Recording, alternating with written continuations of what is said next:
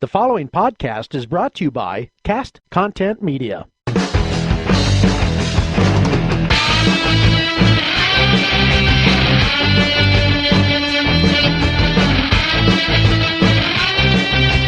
Hey guys, it's Ron Worley, your most imperfect host of Sons of Ditches. People are liars, thieves, addicts, and assholes. Some people change, and a few make a difference. But everyone has a story. It's ready, action. Welcome to another episode of Sons of Ditches. This is Ron Worley, your host, and I'm here with one of my favorite people. I'll say that so I don't piss anybody else off, but one of my favorite people in the world, but my bestest, favoriteest cousin ever. I'm going to piss someone off with that one. Patrick Williams, the man with 100 million lives, just like myself. Patrick and I grew up together. We've grown up pretty much the same way, so we've got the same stories, but Patrick has done really well for himself. He's currently works for a mortgage brokerage. Am I correct with that, Patrick? Yeah, a home builder. Yeah, home builder. There we go. As an underwriter. And if you knew where Patrick came from, if you heard what his story is, when you hear his story, you're going to be flabbergasted that this man is even successful at all today. He's got two wonderful children, a beautiful wife who is very smart. Thank God, because none of us are. And it lives in a beautiful home. The guy has got it going on, and I'm excited to share his story today. Patrick, welcome. Thanks, Ron. I appreciate you having. Absolutely, man. So I've been excited to do this, bud, because we talk all the time, and I always just wish I had a recorder on, without telling you, because holy crap, man, we come up with some shit. That's funny. Before we hit record, we came up with some shit.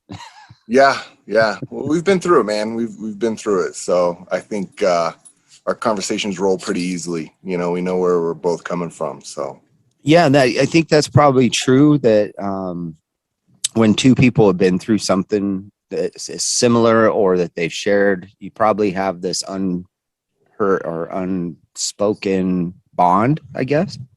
Yeah. I watched you be born, and I mean, not literally, but I knew you when you were a baby. And then when much later you moved in with me, right? We lived together. Yeah. That was about 20 years ago now, man. Oh, jeez.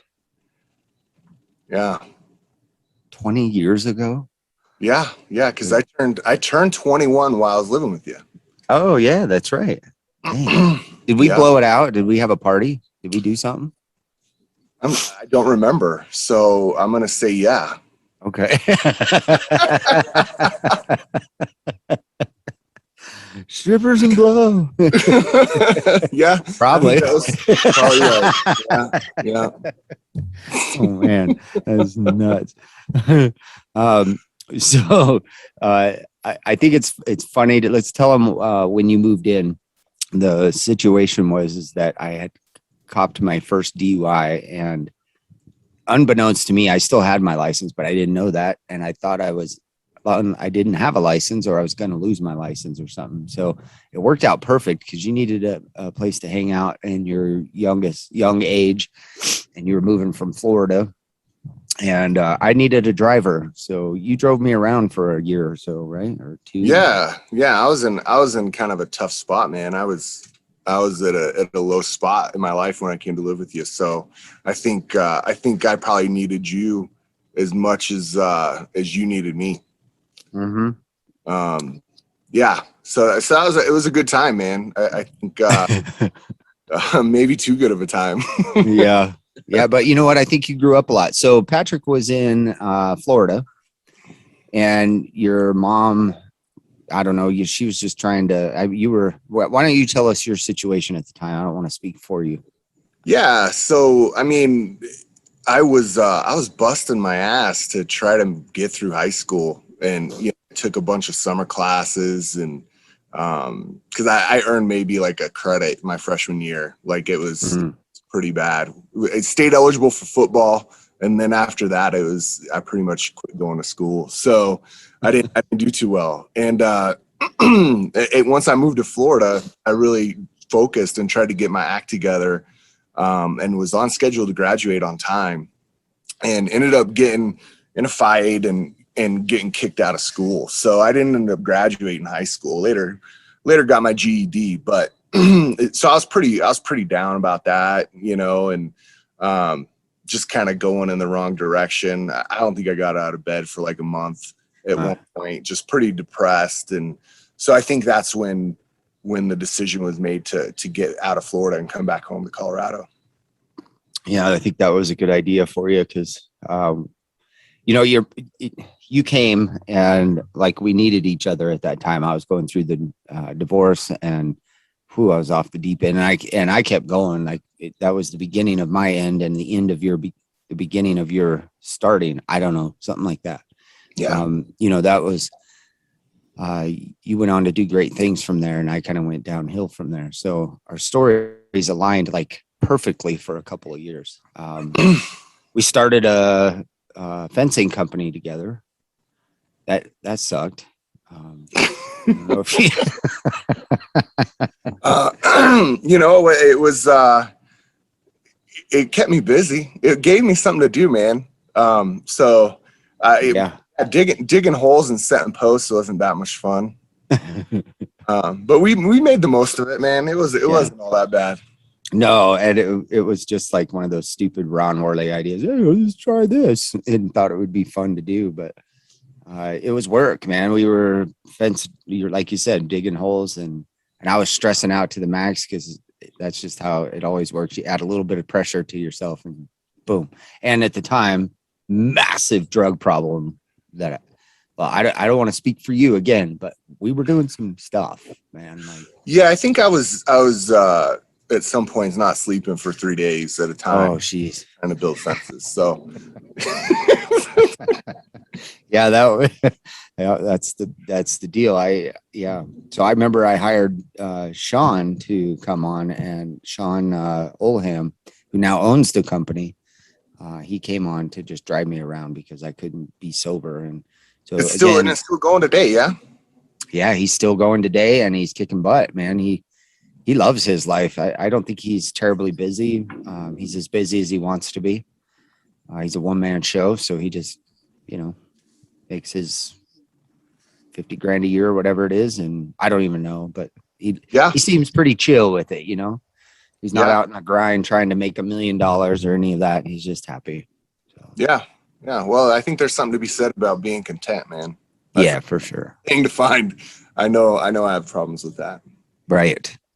Yep. Well, yeah, exactly. But I think that's what makes a great entrepreneur, is someone who's never content. That's a good quality to have. So let's get into your past so we can get out of it. So the low of the low, do you think that was your senior year before you, or right before you came to see us or move in with me? Yeah, it was probably that time. Yeah. And what was your mind like at that time? Were you just depressed? Probably. I was really depressed. Pretty much, kind of given up. Like you work so hard for something and then it's ripped away from you. You don't feel like you're going to see it come to fruition. It can be a struggle. Yeah. That's true. Yeah, I mean, and then at that point, it didn't really matter. So, just kind of living for today and not really thinking much about tomorrow at all. Right. Self gratification every day. Just how I feel better today, so. Yeah. Well, and you and I talked to, go ahead. I was just gonna say, that's probably the lowest point in my life. There may have been some other points, but that was probably the lowest. Yeah. Everything kind of came to a head that year for sure. Huh? For sure. Yeah. Yeah. So, and, so that our listeners know, your father, my father, were actually really good friends. Your father was my mother's brother, and they were good friends. And then towards the end, when both were alive, both of our parents are dead, both of our fathers. And who would have guessed? I mean, 8 or 10 or 12 or I mean, what am I, 8 years older than you? Yeah. Something like that. Yeah. So, Yeah. so, when you were 8 and I was 16, we would have never guessed that our kids or our dads would have died, like that's not, it wasn't on our agenda. We never would have thought. However, looking back, I could have totally told you they were going to die early in their lives from mass amounts of drug use and the partying that they did. And they involved us in that. Yeah, they definitely lived hard and fast. Yeah. Yeah. And I think men on our side of the family typically don't live much past 50, 55. Yeah, that's the truth, bro. That's the truth. Except for us, we're going to make it. Yeah, I think we've turned the corner, man. Yeah, I think so. We've changed the cycle. And, I just kind of want to paint a picture for my listeners because they don't understand. I don't need you to describe it. I just want to kind of paint the picture of how bad it was. Because when we imagine raising our children like that, it makes me ill. Like I would puke if I woke up every day and my kids were running around crazy like we were, Yeah, I mean, my dad was a drunk. He did a lot of drugs. Wasn't around a whole lot. When he was pissed off and abusive. My mom, rightfully so, was high a lot in that situation. My parents would throw big, 4th of July parties where everybody would be on drugs all day and the kids would just run around. I mean, I had no supervision. Yeah. And then if he was around, he was a pretty big asshole and, and would hit me for doing something minutely wrong, so, it was a crazy environment. I mean, looking back on it, my dad sold drugs and there were people in and out of the house constantly. Mm-hmm. Just crazy, man. Just the stuff. I'd come home multiple times and our door would be kicked in because somebody came and stole my dad's cash and drugs. And we get a new door and just move on to the next day. No big deal. And that doesn't create a very secure environment for somebody to grow up in. And then my parents were divorced pretty early. So I was jumping back around. I think I counted the number of houses that I lived before I turned 18. And it's actually, I think it was 20. Oh my goodness gracious. So 20 houses. Yeah. 20 homes before I turned 18. Wow. So that's, that doesn't create a stable environment for a kid to grow up in. No, not at all. Not at all, man. Do you think that made you stronger or, I mean, you had to go through it. I mean, there was a spot when you were like a freshman when it was really bad. And I think we probably maybe misdiagnosed you or maybe correctly diagnosed you with bipolar, right? Am I correct? Yeah. I mean, I think it was more just the drugs. Okay. I mean, I definitely probably have some bipolar tendencies, but I don't think I don't take any medication today. I don't medicate at this point. But I think just being in that unstable environment for such a long period of time, the highs were high and the lows were low. Yeah. So it got hard, it got hard and it definitely made me who I am today. And it made me grow up a lot faster. I look at my kids today who are 16 and 14 and when I was at that age, I had been through it already, man. They're still kids, which I'm really happy about, and they kind of have their innocence still. And, but at that point in my life, I'd already been through it. So I think, it definitely made me a stronger person in who I am today. I don't think I would trade it. But again, like you said earlier, thinking of having my kids grow up in that similar environment, it makes me sick. Yeah. But it was a different time, that the 80s were a different time. And Hey guys, it's Ron Worley here with Sons of Ditches. I thank you for being a dedicated listener, and I would love for you to have my book. Please go to ronworley.com and find it there. Yeah. So it was common for kids to be kind of on their own in the 80s, 90s, late 90s, early 90s. Sorry. Uh, we were latchkey kids. You were always, I mean, you just wandered the town of Fort Lupton with your friends and shit. You never, where's Patrick? I don't know. He'll be home by this time. Yeah. You were still responsible. Street light comes on, I'll be home. Yeah. And you had all these friends and you were super sociable. And I remember you always had all the He-Mans and what were those guys called? I know He-Man was one of them. You were into Grayskull or whatever for a while. Oh man, maybe some GI Joe. Yeah, I mean Legos for sure. I mean, my dad had money. It wasn't. I mean, he just spent it on himself. We got toys and stuff, but yeah, it was a dysfunctional environment. It was bad. My mom used to fight like no other. I remember at Christmas Eve where my dad got pissed off at my mom and locked her out of the house and had her keys, and it was like sub-zero snowing, and and it's just crazy stories, man. Crazy stories. Yeah, and you don't know what the damage is until you start to see the damage on your children. The children are like they're like the hyper sensitive like mirror of what you have done to yourself. Yeah, and then you absorb all of that and you think it's normal as you grow up. So you grow up and you think that's how adults act, when really looking back at my parents, they were not adults. No.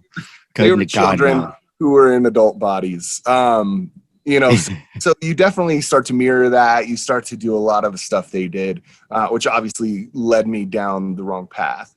But at this point, I really, like somebody once said, there's a reason your windshield is bigger than your rear view mirror. You look at the past and it is who it made you. And you need to remember that, but the windshield, let's look forward, man. Let's look towards the future. And I started to do that once I met my now wife. And honestly, I found God, started going to church, and I realized that he loved me for who I was, as screwed up as I was, and had a plan for my life. And so once I adopted that perspective, it really turned my life around. Yeah, for sure, man. And that was fun to see. It was like you had it in there and you were just waiting for the right person to share it with. Paula was that person. She came on board and it was like almost like a switch turned on for you. From the outside looking in, you instantly became a good partner, like you cared about her. It was so obvious that somehow within all the craziness, you learned knew what you needed to do to be a good partner or husband or whatever. And it's really cool because you guys are super strong. I know we all have our problems, but especially early on in your relationship and having kids and all that, man, it's stressful, and you guys just kind of rock right through it, man. Yeah, we were pretty young, but my son, when he was born, he was so early. He was 27 weeks. He was 2 pounds when he was born. And I think, and that was pretty early in our marriage. So that really kind of brought us together and cemented our marriage. And honestly, my faith, I was able to see God work through my son and bring him through all of these different obstacles. And now you'd never know that he was born that early. I mean, he's got no recurring issues. Right. He's strong 6-year-old boy, man. Yeah, he's smart as hell too. So he reminds me of you at that age, but not all fucked up on drugs. So he's I don't know how else to say it. He's calm, thinks, but he's very talkative, very social. It's just incredible to see. And you're right, that's how God works. Like, imagine, with all the shit we did when we grew up, that you would have kids like that, man. It's just amazing. I mean, definitely it's something that keeps me going, is that I can provide an environment of stability. And my kids have known 2 homes. We recently moved. Yeah. But our home was of 10 years before that, and just a stable environment, secure. I mean, Yeah. no, like my kids, it's funny because growing up, I did absolutely everything I could to get out of the house. I was always gone because Yeah. be there. It was terrible. I can't get my kids to leave. I'm like, go do something, man. Like, aren't you bored? Like, they love being home, because it's a nice place to be. It's their place. So I'm glad that I've been able to provide that for them. Absolutely, man. And good for you to do that. And Paula, I mean, you listened enough to be able to, that's the great thing about being who we are. Our women had the path forward and knew how to raise kids, but boy, we have all the strength and the experience that we can provide to them. And so they, you share it with them at the right time and they get life lessons without having to live it. And you've done a really good job of that, man. So, the change, like when you met Paula, that was pretty much like Patrick grew up that day and was an adult. Is that correct? Yeah. I mean, I would say probably when Paula got pregnant. Oh yeah, that would do it. I mean, Paula and I, we met, and I mean, I can do a brief little kind of my history with her, but we met and we were together for about a year. I started going to church, and at that point, decided we shouldn't have sex anymore. Like, that doesn't honor God anymore. And so she agreed with that and quit taking the pill, which was a mistake. So ended up pregnant, a little while later. We got 6 weeks later, and then had our son in about 4 months after that. So it was pretty quick schedule of growing up there for me. It was about a 6-month period where I got a decent job, got married, and had a kid. So it happened really fast, and I didn't really have much of a choice. I had people dependent on me. So Paula couldn't work. Elijah was he was unhealthy and had to be at home. He couldn't go to daycare, so to be a stay-at-home mom. And then from that point on, I really trusted in God and just worked my ass off. to get where I am today. Yeah, and it's paid off. I want to talk your brief stint as a pastor. I believe you were calling yourself. You planted a church and became a full-time pastor. Basically quit working. Your career I quit my job at Wells Fargo. And this was after a period of, we launched the church. It was me and another guy who he was the senior pastor.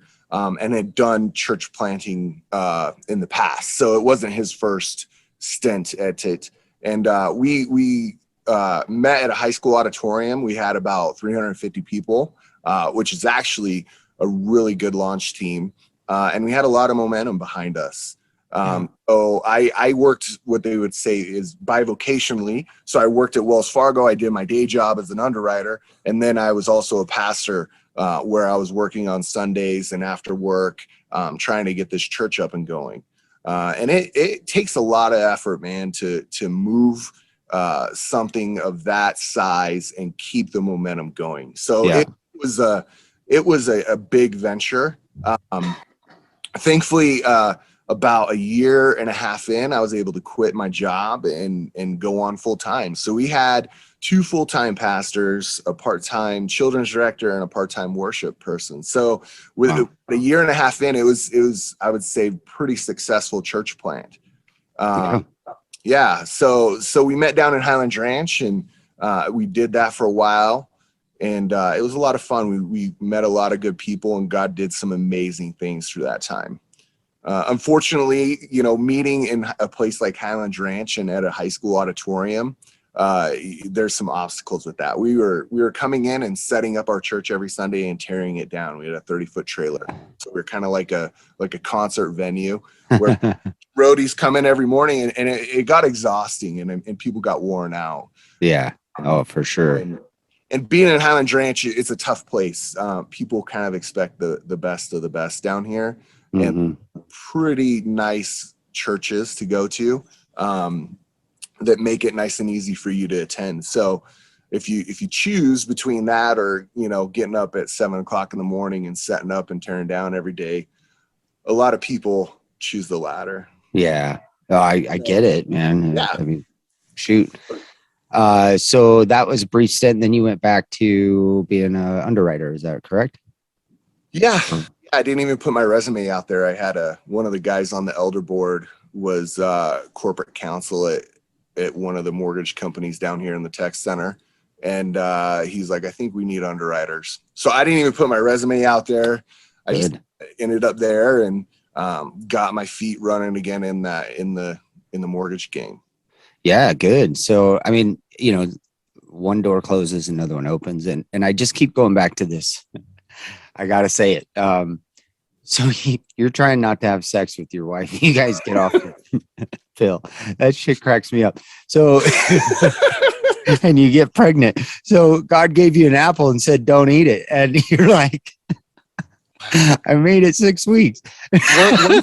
Well, you know how good the apple tastes. So it's really hard not to have an apple after you've already tasted the apple. So that was probably not the smartest move. But back. Yeah, I mean,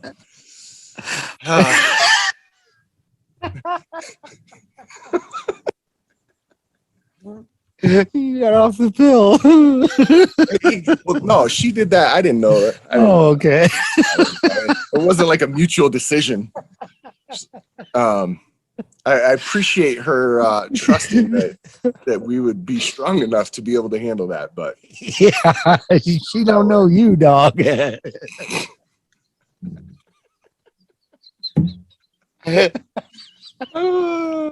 can't even stop, dude. Oh my god. Yeah, you know, I look back on that though, and at that point, man, who knows what would have happened if she hadn't gotten pregnant? You know, yeah. Does everything for a reason. Right. I think even though that was outside of what he wanted for us, right? Like he still used it for the good, man. So yeah. Oh yeah. Yeah. There was a reason for it. Man. I now get it. Like, don't eat the apple. Yeah, right. Well, especially when you've already tasted it, right? Yeah, you got it in your hand. Oh my gosh. Okay. So now today you are a successful mortgage broker, kicking ass, really, quite frankly. I mean, you make good money, and you got a beautiful home and cars and things that don't matter. You've got, more importantly, you've got, your future set up, and you can actually make some decisions today because you're not just sucked into a job. You're actually working out of your home, right? Yeah. I've got a home office, which was the intent even before the Rona hit. So it's kind of funny how that worked out. Like I took the position the end of February of 2020 where I'm at now at Pulte, and then 3 weeks later, everything gets shut down. So I was already positioned to be working out of my home again. All in God's timing, right? Like he really set me up for success through this time period. And then, everybody's freaking out when the Rona hits, what's going to happen, only because we're all scarred from 2008 and right. Been in real estate or mortgage during that time. So we're all kind of freaking out. And then one of the best housing markets hits because everybody wants out of the city and move to the suburbs. Right. Interest rate, it was just a perfect storm. You couldn't have asked for a better scenario if you're in real estate or mortgage. And honestly, it's really nice to be the bright spot of the economy for once. Right. Yeah, no kidding. You say that because we both grew up oil field, and we're always, it's, during the 80s, it was good. And then it was horrible. And and same thing with real estate and mortgage, right? I mean, if you look back in 2008, I hung on through that downturn and not many people did. Right. So that was tough, but It was. I'm definitely a lot stronger for it. So, you know, and Yeah, you kept your job during that time. I didn't even think about I that. was at Bank of America through that entire downturn, holding on by the skin of my teeth. Yeah, short hairs, man. That's Yeah. So that just proves work ethic, my opinion. What speaking of that, yeah, for sure. what values do you teach your kids at home? What sort of, like, give me a couple, 2-3 values that you really hammer on that if they walked away today, if you died today, they would say, Dad taught me these values. Hard work. Hard work Mhm. is probably one of my top values. If you want something, you can go out and get it. That's the beauty of living in the country that we do. You know, so if you work harder than everybody else, you're going to be successful no matter what you do. Yeah. So, and I think I grew up seeing that. You know, if there was one positive thing that my dad did teach me, he was a hard worker. He worked hard. He worked his ass off. So he taught us that. And then also people, you know, people are important. And every person you meet during your day comes into your life for a reason. You know, so treat them with respect. Be nice to people. Be generous anytime you have the opportunity to. I teach my kids to tip well.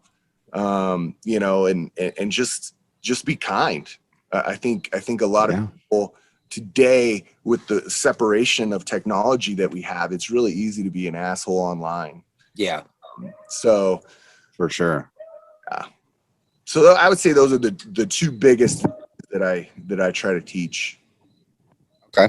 So I like that. Hard work. It's funny that hard work is a part of your repertoire too. And you're right. As many jobs as my dad lost, he and fired from, him and my mother both taught me hard work. And as dysfunctional as we were, because they always had to go to work, save them, you know. Yeah. They had to provide for kids, and your dad was probably king of that. He got up every day for how many ever years, got up at butt crack of dawn and went to that trash truck. And you know, I threw me on the back at 10 years old. So, you know, I started working pretty young, and heck yeah, it was hard work. So I don't think I would be where I am today if it wasn't for that being instilled into me at an early age. I think you're right, Patrick. I do. And you've always had that work ethic. So you're absolutely right. I forgot you were on the back of the truck so young, dude. Were you on the back of the truck when the guys stole the alcohol out of the liquor store? Were you with me that day? No. I don't think you were. I don't even know if I know that story. So, you know, the liquor store in Fort Lupton. Yeah. I go to pick up their trash. It was at the end of the route so we could get beer, you know? Right. So, yeah, it's the last stop of the day, man. Yeah. So Julian is getting the dumpster put onto the truck. I back up to the dumpster and I jump out because I always go buy us a 6-pack. It's our last stop. We're going to go home and drink. And so I go to run into this, and all of a sudden these guys come flying out of the liquor store, and the owner comes out behind him. I think his name was Brian, maybe. He comes flying out behind him. Hey, stop them. And he's screaming and yelling, you guys get back here. He's, you know, and you can clearly see they're running away with beer and a gun. And so they jump into their car, and like they're being all, you know, they got to pull the seat forward. It was a 2-seater and they got 4 people in.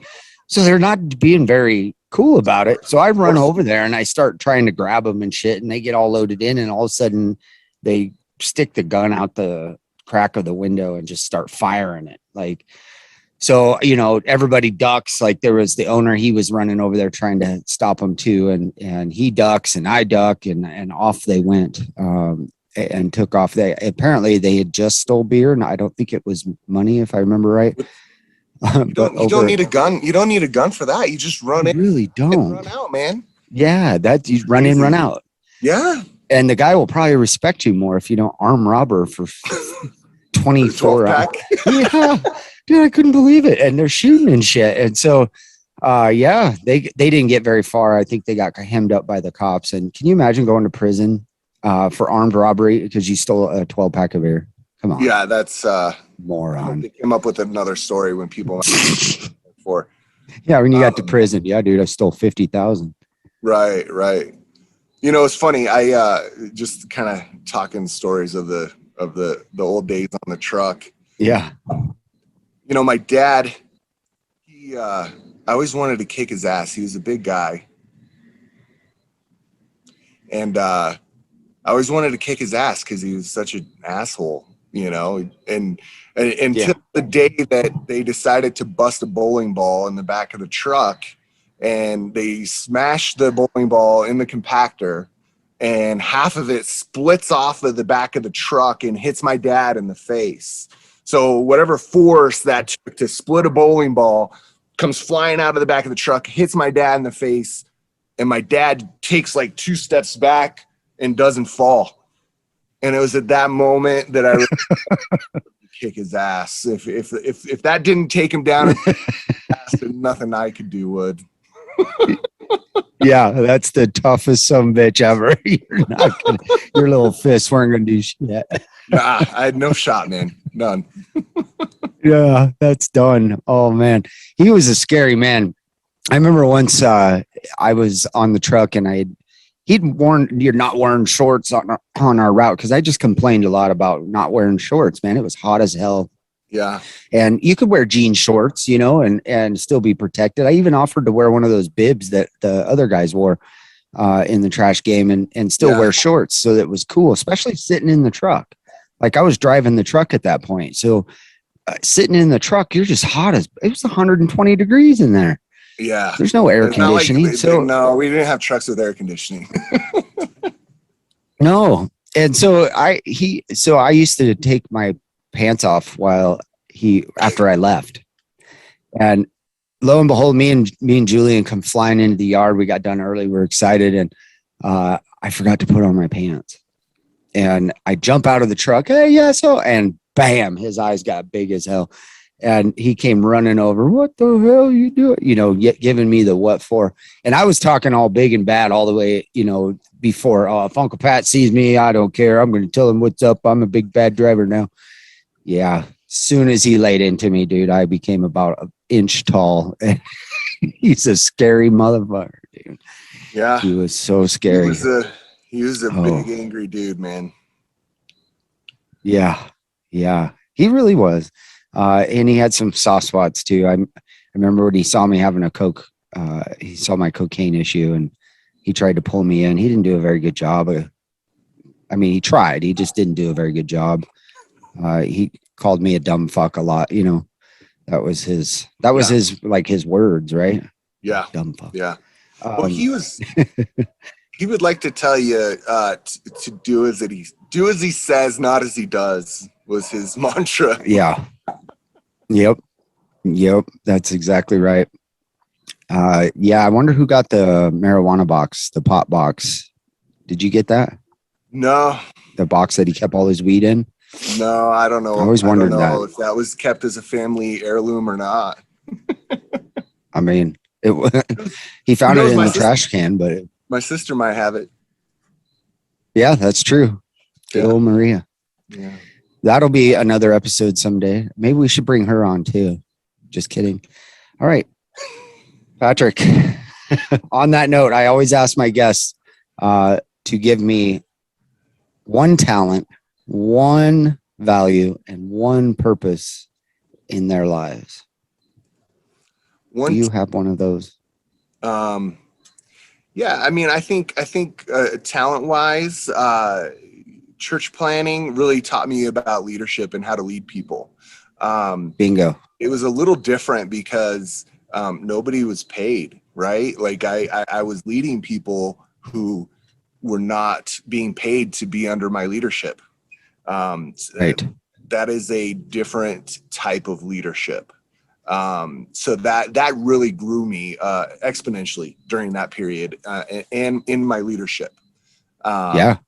So that would be probably my talent, is just I'm a natural leader. I like to take the reins and do that. And then value. I talked about that already, probably. Hard work. Hard work. Get up early and bust it out, man.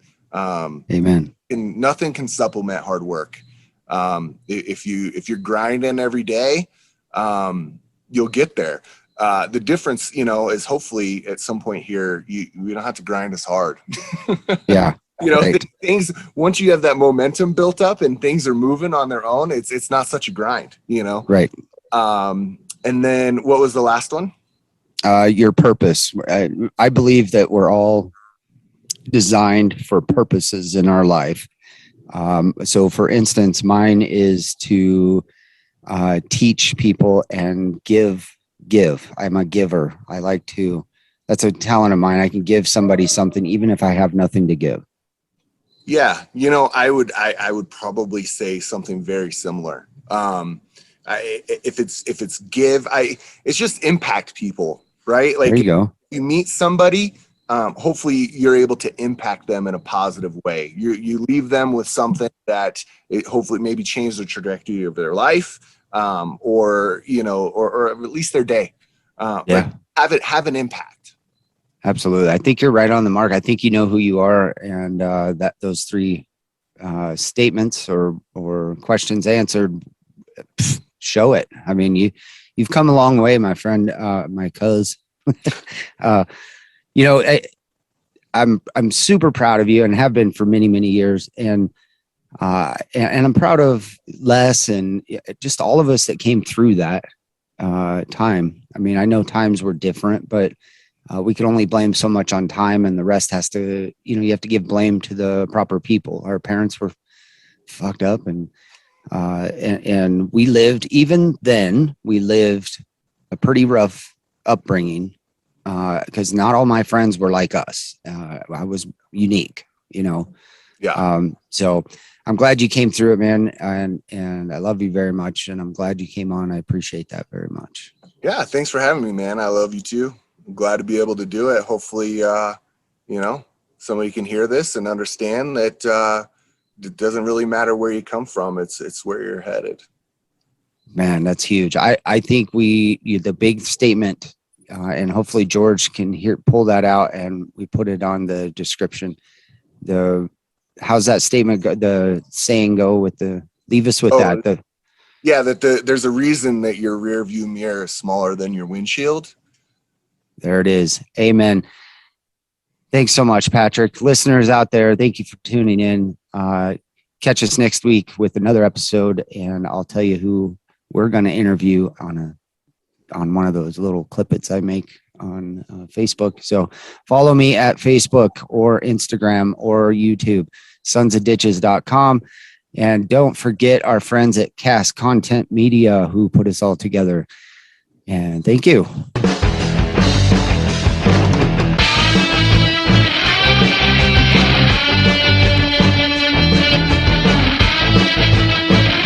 Thank you for tuning in to Sons of Ditches. For more information, go to my website, ronworley.com, and my YouTube channel, Sons of Ditches.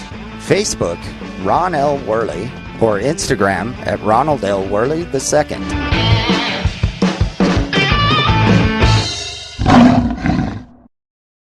Hey guys, it's Ron Worley here with Sons of Ditches. I thank you for being a dedicated listener, and I would love for you to have my book. Please go to ronworley.com and find it there.